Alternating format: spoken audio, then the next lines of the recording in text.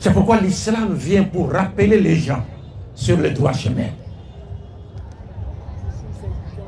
Un homme intelligent ou une femme intelligente, lorsqu'il ou elle vit sur cette terre, doit toujours avoir des réponses à 5 questions. Qui suis-je? D'où suis-je venu? Pourquoi suis-je ici? Où irai-je? Et qu'est-ce qui m'attend là-bas?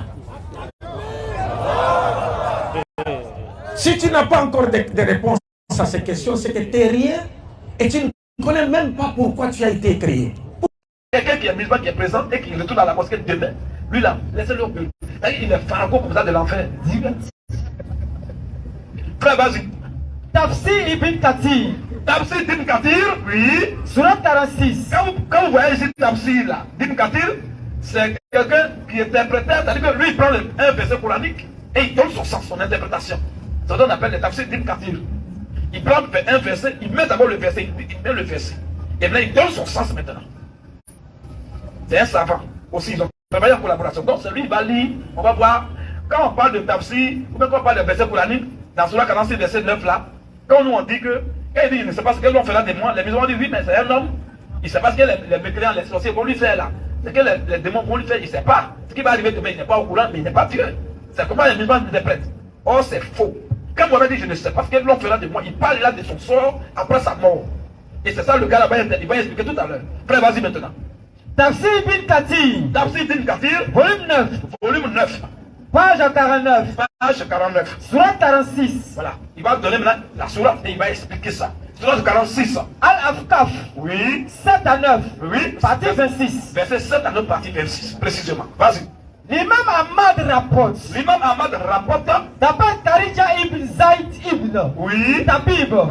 Ce récit d'Oum al-Allah. Vas-y un peu. L'une des femmes qui, Oui. parmi les Ansars, L'une des femmes qui, parmi les Ansars, avait prêté serment d'allégeance au messager elle d'Allah. avait prêté serment d'allégeance au prophète d'Allah. Elle dit que je ne vais pas l'abandonner, je serai fidèle au prophète.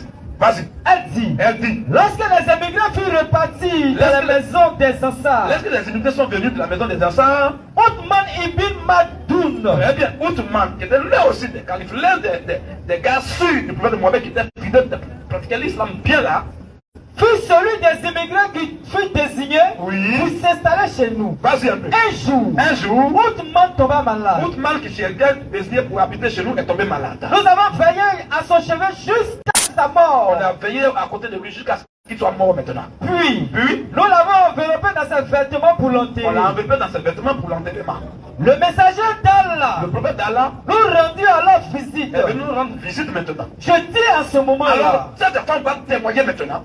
Elle va dire en ce moment précis que la miséricorde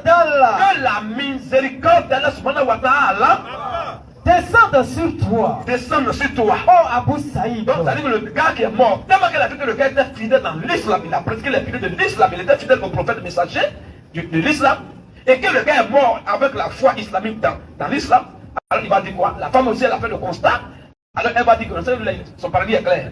Donc, c'est ce qu'elle va dire maintenant. Vas-y. Que la miséricorde d'Allah, elle dit que la miséricorde d'Allah descende sur toi. Descende sur toi. Oh Abu Saïd. Oh Abu Saïd. Je témoigne qu'Allah est puissant. Je suis sûr. La maintenant tu as vécu pieusement dans l'islam, je confirme que Allah le plus puissant t'a honoré. T'a déjà honoré. Le messager d'Allah répliqua alors. Le messager d'Allah va répliquer alors. Qui te dit qu'Allah? Qui t'a dit qu'Allah, le Très-Haut, l'a honoré, a honoré le présentant là? Je dis, je ne sais pas, que mon père et ma mère soient sacrifiés pour toi. Oui. Le messager d'Allah, ajouta encore. En ce qui concerne, en ce qui le concerne. Eh bien, voilà, c'est en ce qui le cadavre en question. En ce qui le concerne, la certitude lui est venue de la part de son Seigneur. Lui est venue maintenant de la part de son Seigneur. En d'autres termes, comme il est mort, il sait là où il est présentement. Voilà ce que ça veut dire. Et dans l'Israël, il est interdit de dire à quelqu'un s'il meurt, qu'il va aussi vivre en enfer. Faut pas. Donc quand vous voyez les musulmans qui disent non, entrez au paradis, vous vos époux, c'est des plaisanteries. Aucun musulman du paradis qui meurt, ça n'existe pas dans le Coran.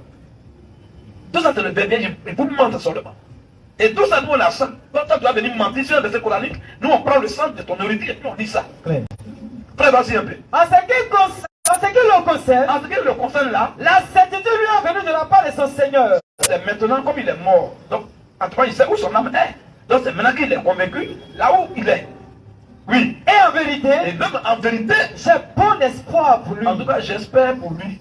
Mais, par Allah, bien que je sois le messager d'Allah, bien que moi je sois le porte-parole, le messager de Allah là, je ne connais pas le sort j'ignore le sort qui m'est réservé.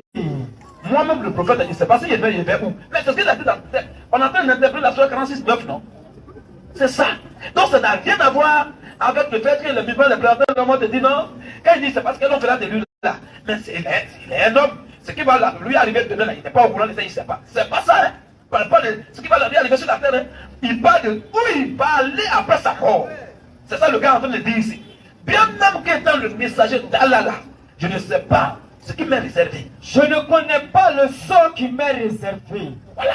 Oh, il y a quelqu'un qui est mort, il dit lui là, comme il est mort, il sait maintenant où il est.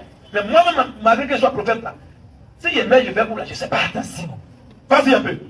Je jurai alors. Alors la femme, elle est dépassée, elle a juré alors. Par Allah, Par Allah, je ne prétendrai plus jamais oui, que que quelqu'un, est pur de tout péché. vous comprenez maintenant? Elle a vu l'homme qui a su qu'il est digne de confiance et qui est le modèle parfait dans l'islam. Elle a vu dire que lui-même est comme le message d'Allah, il ne sait même pas s'il va où. Elle dit c'est fini ça. Même elle ne va plus faire confiance à quelqu'un maintenant. Frère, vas-y. Cet incident m'attesta tellement. Ce qui est arrivé là a tellement affecté la femme au point que je finis par m'endormir. En tout cas, elle a dormi. Trop c'est trop. Sommeil est mieux. Page 50. Vous voyez un peu, frère? Alors tu tournes là-bas de l'autre côté, tu as trouvé, vas-y maintenant. Bien que je sois le messager d'Allah. Alors il va insister. Bien que je sois le messager d'Allah là. Je ne connais pas le sort qui lui est Le réservé. gars qui est mort, il va où il ne sait pas. Ce test, Est-ce que vous comprenez ça?